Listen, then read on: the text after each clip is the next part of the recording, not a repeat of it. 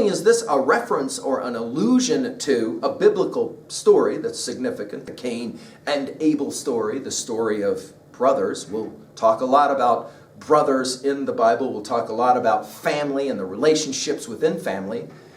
But the very fact that there is a mention of this story in Beowulf, an Anglo-Saxon poem from 750 to 1000, depending on how you date it, tells us that already we have the beginnings of these important stories happening in Britain.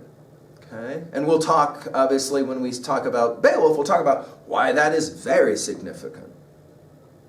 Now let's pause for just a moment as we get ready for our second lecture here and start to really kind of put into practice some of the ideas that we're playing with now. Let's talk about translation really quickly. Now we've already mentioned the fact that this is a text not written in the English language, and so translation is a really long and complicated story in its own right, and we'll obviously share some of that as we go on. By 1611, boy, that's a huge date, and as English students of the English language, we obviously write that date down. That's a significant one for us. King James will provide us with the really important single authorized version of the Bible, and it becomes the kind of standard for a very long time. And of course, you're going to have debates up until even today about this translation and whether in fact there are better translations or worse translations. Scholarship has done a lot to try to improve our understanding of the language and the poetry and the prose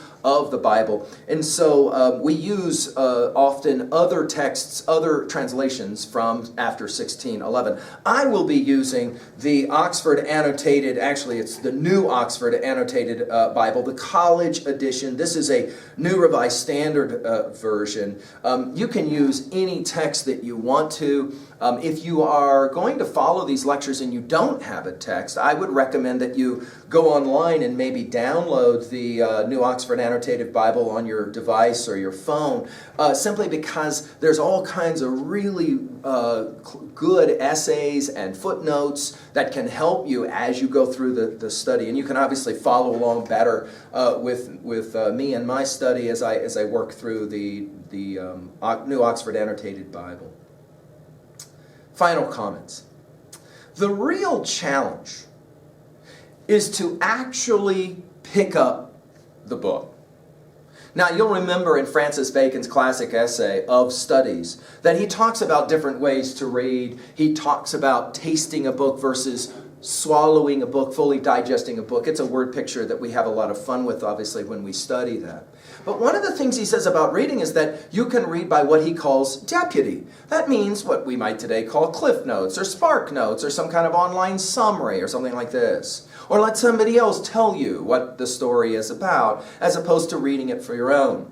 It's very possible that a good number of those of you listening and watching this series will admit that you've always wanted to pick up this book called the Bible and actually read it for yourself, but it seems such a daunting task.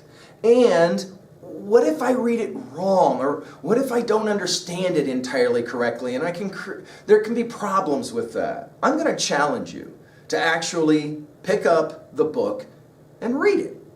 And then once you've read it, you can then begin to make your own judgments about what you've read. It seems to me this makes more sense than simply letting someone else tell you what the story is about. Now, obviously, we're going to do some of that in here, but I'm going to hope that our lectures will, in fact, excite you to want to pick this book up and read it on your own. It is such an amazing read. And I'm stunned at the number of students who I'm speaking with today who have not picked up a book like Obadiah and sat down and read it. It's an amazing, amazing bit of poetry. It seems to me that I want to challenge you to try to find a good schemata whereby you can pick up the book and read it on your own. Now, in our next lecture, And these are companion lectures. But in our next lecture, we're going to take a look at an actual passage, Psalm 137. It's a classic poem. And we're going to talk a little bit about the history behind the reading of the Bible, and the approach that I like to take, where we will begin to talk about the story of the Bible. I'm actually going to talk about the epic story of the Bible. Reading the Bible definitely will help us to inform our study of other great epics that we will pick up, of course, in any humanities class. I welcome you back. I hope that you will stay with us. Use these lectures to help your own study of the biblical text. And in the end, I hope that you can enjoy the reading of these classic stories. I hope to see you soon. Thank you.